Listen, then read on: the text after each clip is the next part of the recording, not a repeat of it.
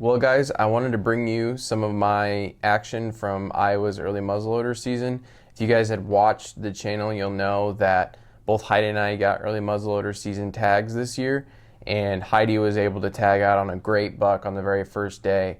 I actually had the entire week off so I could take advantage of the short timeline for this tag. And so, I was prepped to hunt all week, and I hunted hard all week long, dealing with warm weather, slow movement, and lease problems. It really kind of deterred a lot of the spots that I was kind of banking on to fill my tag for this early muzzleloader season. So I'll save you guys the kind of the long story. I wanted to highlight a couple of hunts. This is more later in the week for the early muzzleloader season. Up until this point, like I said, I was dealing with leased property problems, warm weather, and I had some good encounters with bucks on public land, but I just didn't get on anything that I wanted to fill with my buck tag. So after struggling through for most of the week, I decided finally I wanted to get to our farm and just try to see if I could get on one of the old mature bucks that we had determined as kind of quote unquote cull bucks. I don't like calling them cull bucks because most of them are over 6 years old. They just never turned out to be the biggest antlered bucks on the farm. So I wanted to see if I could try to lay eyes on one of these bucks and see, if I could get them out of the genetic pool and make more room for some of the bucks that we really want to see grow bigger year over year. So with that, we'll jump into a hunt from October 22nd. Heidi was with me filming, and we were able to see not only one of the shooters, but one of the biggest bucks we have on the farm right now. All right, guys, it is Friday, October 22nd, and Heidi and I are out on our farm today. It's kind of been a train wreck the last couple days. I've been hunting public and then some of our cattle leases, and I'll save you the long story, but it's kind of been a train wreck. So came out today to our farm, and the main goal is to try to see, one, if we can see them, but two, we've got like 3 or 4 bucks that we've determined as shooters. 3 of them are not like high scoring deer.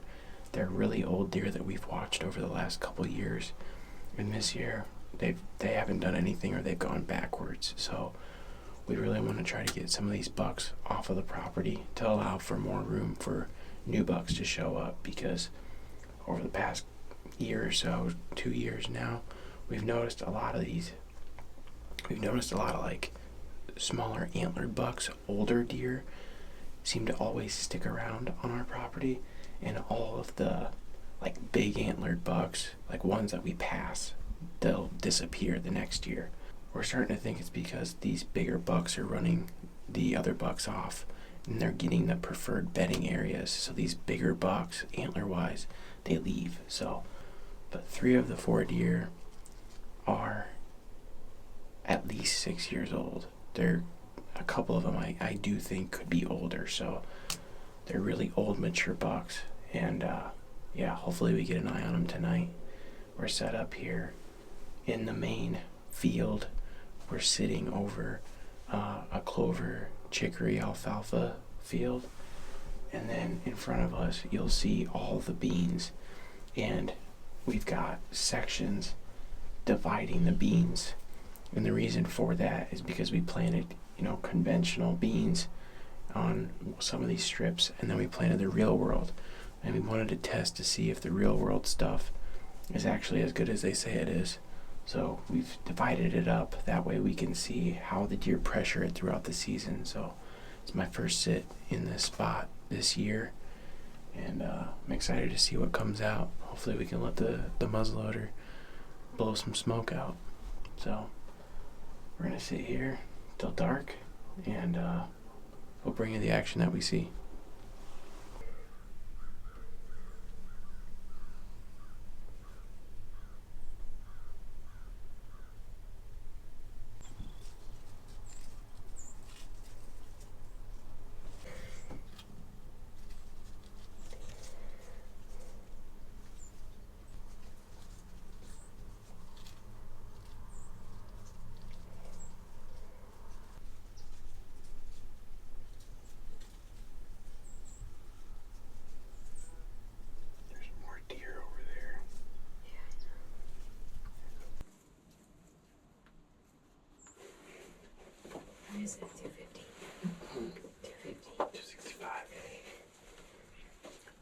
think we've got the shooter out.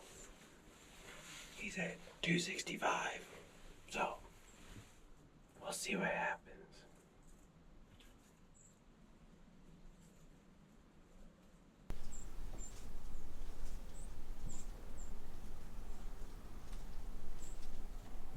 He's rubbing corn. this, Sorghum. yeah, sorghum. Maybe that's why you don't have any other growing over there. Maybe that's why you're stripping. There's another.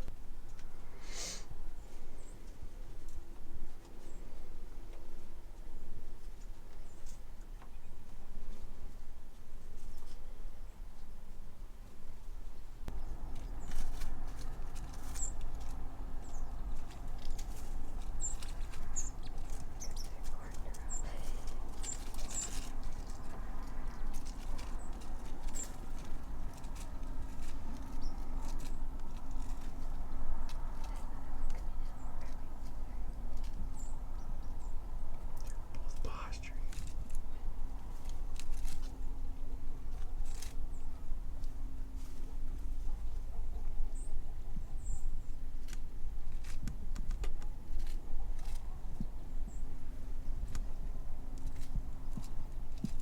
Flyer, big boss looks like he's gimping. Big balls does. Yeah.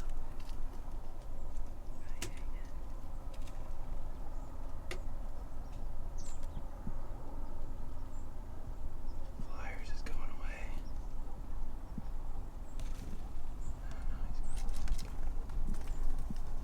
What owner say? I said flyers and big balls are out at 265 yards. He said make sure your scope is at 9x if you use the dog's house flyers. There's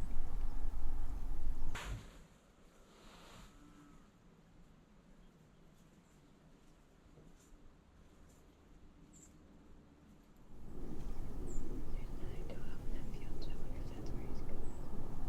No, he's following. There's one that ran in there. He's gonna follow her. Big balls is still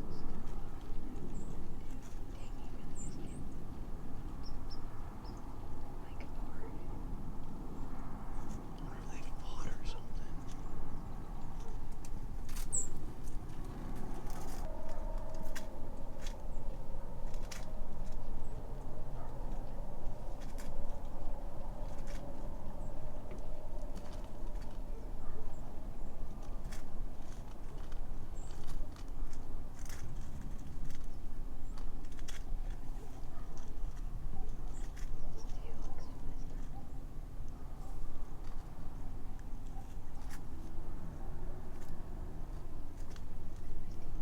He is just running flyers around.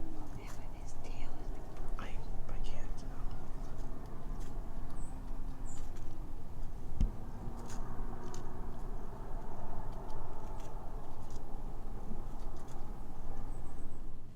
So as you could tell, that buck we coined BB, big old mature buck, he's got like a gimpy leg, which was the first time we had noticed it. But looking back on trail cameras, he's had that for years so far. But even with that bum leg, he was still being the dominant buck on that field that night, pushing around the buck that we've been watching for a few years that we coined Flyers. And really cool experience to see that both of those bucks in person for the first time this fall. They just weren't able to come close enough. So the very next day, Heidi and I were back out in that same box blind again and trying to see what we could see. All right, guys. So it's Saturday, October 23rd, and Heidi and I are back out in the main field box blind. This morning I went to the west side of the property because the main buck I think I really want to target is the buck we call BB. It's an abbreviation, but I went over there because that seems to be the side of the property that he's mostly been on and living on. And 2 days ago now, we had a morning trail camera photo of him, like at 9 o'clock in the morning, of him in daylight. So I sat over there in hindsight, I probably should have just came back to this main field, because I knew that he'd be around. And sure enough, the cutty back photos showed all night he was moving, and then this morning at like 4 a.m. he was heading west. So that's why I kind of wanted to try to cut him off. But I didn't end up really seeing much action. We decided with flyers that we really want to try to see if we can get him with a bow first. So hopefully he makes an appearance, but he doesn't come like 20 yards, because I'll be kicking myself for not bringing my bow. But I also didn't want to shoot a deer with my bow on the last day of early muzz, because they have a rule that you can't fill your early muzzleloader tag with anything but a muzzleloader. So if I would fill it with my bow, I'd be done for the year. Doesn't seem right. So we are set up here in hopes of seeing that BB buck. He's got to be at least 7. Trail camera photos show that he was a mature buck when we first got this property. So if you add 3 years to that buck, if he was 4 at the youngest, he's 7 years old right now, and it makes sense. He's a big bully buck. Be sweet to see him, and be sweet to grunt at him and get him to come in closer for a shot tonight. So let's see what happens. Let's hope he makes an appearance. He's been very active the last week, so fingers crossed.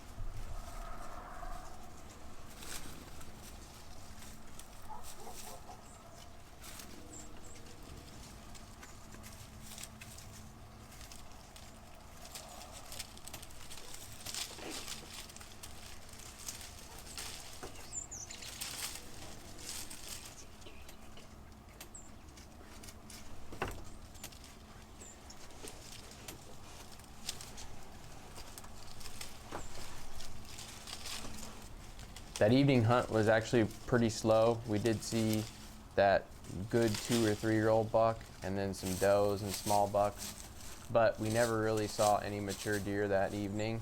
There was actually a front that was pushing through during the middle of the night. It was going to rain from midnight on Sunday morning until all the way, I think they were calling until Monday. So I was actually not planning on hunting Sunday, just because I knew it was going to be raining, on and off all day. But I wanted to keep an eye on the radar, because I knew if there was any chances for the rain to slow down at all, because it was like a torrential downpour for most of the day. But I knew if it would slow down a little bit, there would be a chance that the deer would, try to move, get up, freshen up scrapes. We took Heidi's deer into the taxidermist, and we were standing there talking to the taxidermist, and I happened to check the radar, and it looked like it was going to break up. So I figured it's now or never. Just got to jump into a box blind, sit in the box blind. I'll stay dry and see what I could see. Little did I know I was going to have such a great encounter that day on a super windy, nasty day. All right, guys, it is the last day of Iowa's early muzzleloader season. And as you can tell, I'm back out tonight on the main field sniper blind. And I wasn't planning on hunting today.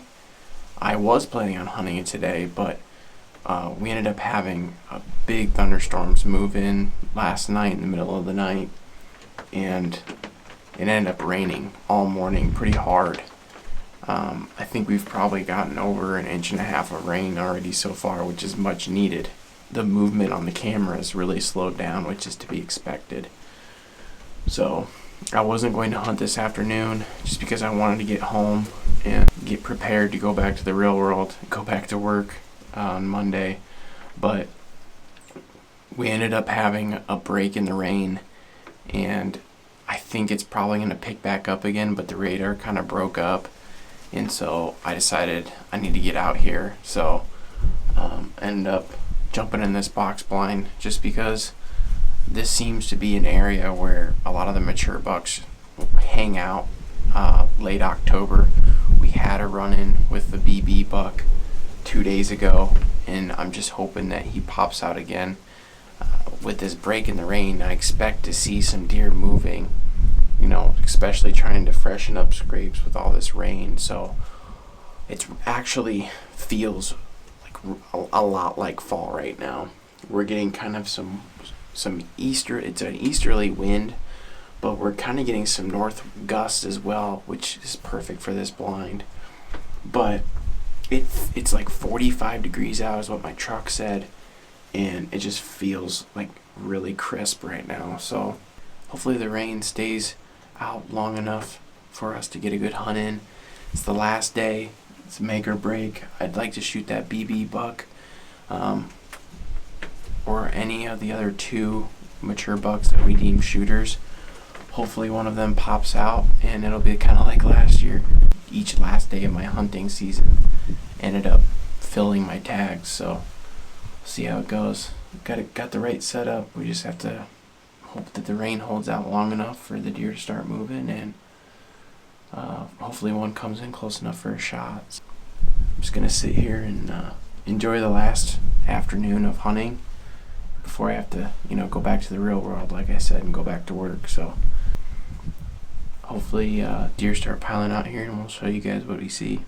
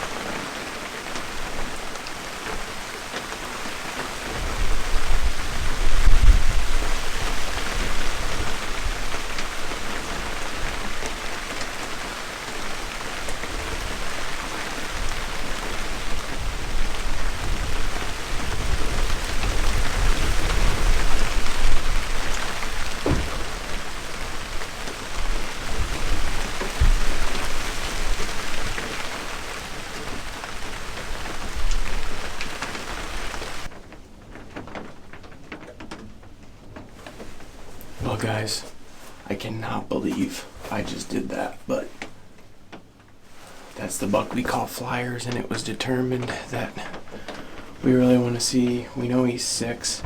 We want to see if we can shoot him with a bow, and I'm keeping eyes on him right now. But I just freaking passed him at 80 yards.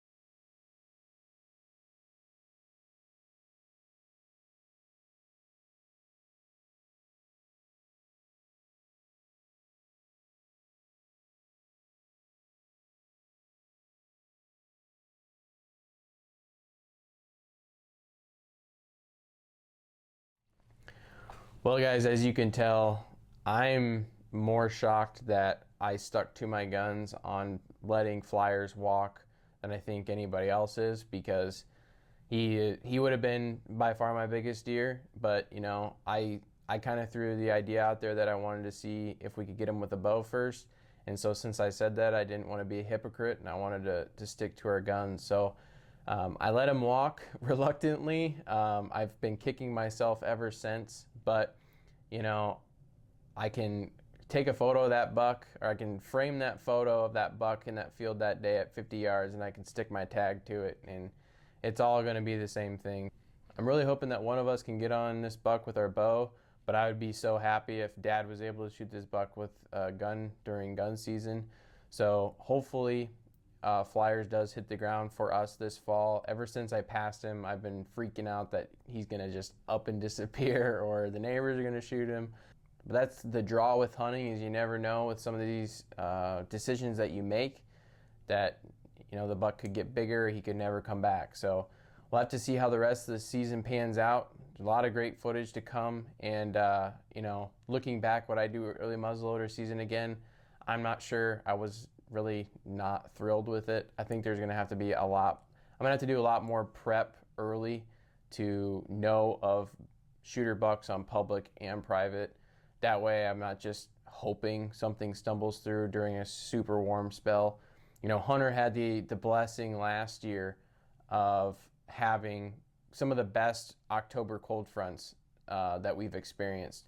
And, you know, with that, the bucks got on their feet. And then you compare that to this year, I had nothing but bad weather and, like I said, least property problems that deterred everything that I did. So unfortunately, I was not able to tag a buck with my early muzzleloader season tag, but you know, I still have my bow tag. You know, I keep arguing to myself that I did fill my early muzzleloader tag on Flyers in my head, but you never know, I could have screwed up the shot. So anyway, I'm gonna wrap up this video. Hope you guys enjoyed some of the footage. Stay tuned for more videos, and we'll catch you in the next one. Thanks for watching.